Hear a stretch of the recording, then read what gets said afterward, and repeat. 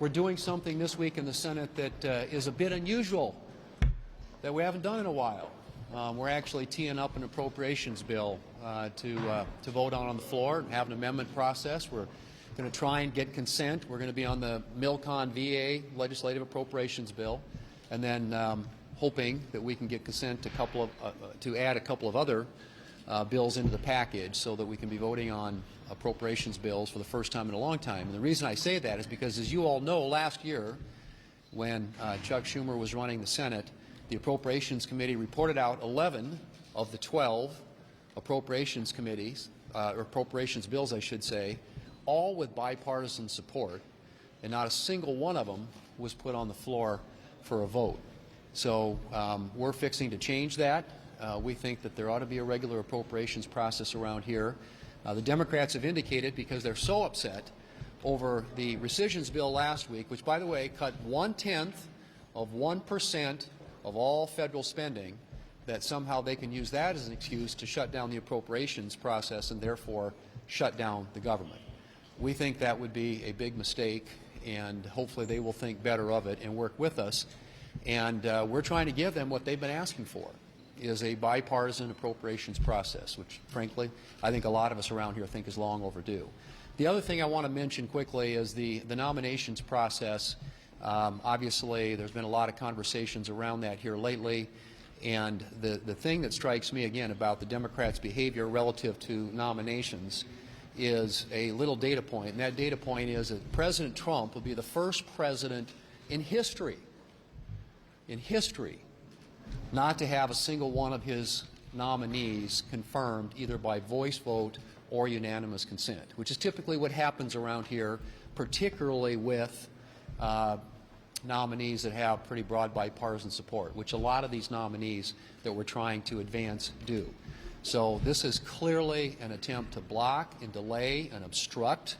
It is an example of Trump derangement syndrome on steroids. And it's unfortunate because there are a lot of people out there who've been nominated to positions, and positions in our government that frankly need to be filled. They're important positions that need to be filled, and the Democrats continue to try and delay and obstruct. So we're going to keep grinding and work as hard as we can on the Republican side if we're not going to get any cooperation from the Democrats to get the president's team in place. Do you expect to cut short the August recess in order to, on the president's request, process these nominations? And the difficulty you're facing on appropriations, it looks like it's going to be a meat grinder to get the 60 votes you need on each of these bills. Are we looking at another CR situation in September? Well, I would say that's going to be, I think, largely up to the Democrats. I hope we can get 60 votes, yes. It's not easy around here getting 60 votes on anything, but we've said before that if there's anything in the Senate that ought to be bipartisan, it's the appropriations process and getting back to regular order on that. So we'll see where the votes are. At this point, I'm hesitant to predict that. And with respect to the August recess, that really is a function of, again, whether or not the Democrats are willing to cooperate and help us get some of these nominees through the pipeline.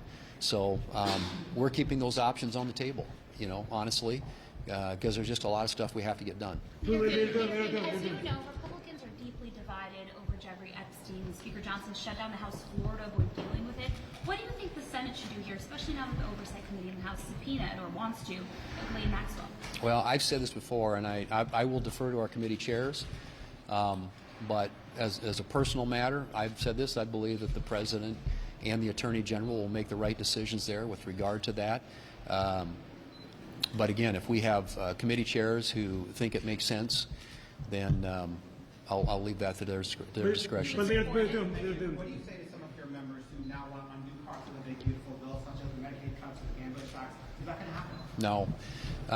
The big beautiful bill, and once we get an opportunity to get out there and talk about it, I think is going to be a big winner with the American people. And there are component parts of it that are, I think they're going to be hugely popular.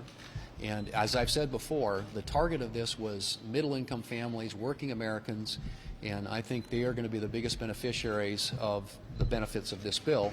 And I think we're going to have an opportunity, hopefully, to get out and start talking about it. Their views on that are going to be, I think our views on that are going to be confirmed by what the American people think. So, but on that particular issue, there are members out there who are saying we'd like to do this or that differently. That's always the case. This was a big piece of legislation that had a lot of moving parts. Not everybody got everything they wanted, but at the end of the day, it's historic in its breadth and the things that it addresses, from border security to national security to energy dominance to tax relief for working families to historic savings in terms of the budget reforms that we made. Those are all things that are long overdue, and I think those things are all, in the end, as we get out there to talk about it, are going to be very popular with the American people. Realistically, is the sanctions bill that Graham has likely to get a vote before recess, given all these nominations and other things that you guys have?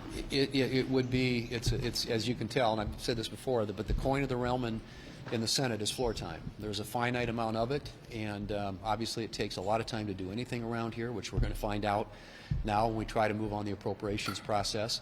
And the nominations are also a very high priority for us. But Russia sanctions, when it's ready to go, with the right bipartisan support, which I think exists, there are 85 co-sponsors on that bill, we ought to be able to expedite consideration of that on the floor. And I'm ready to do that. Again, we're working, trying to coordinate with the White House to ensure that when we do it at a time that makes sense in terms of their negotiations to try and facilitate a peaceful outcome with respect to Ukraine and Russia. So it's on our radar screen, and when it's time to go, we'll be ready to go. Thank you all. Are you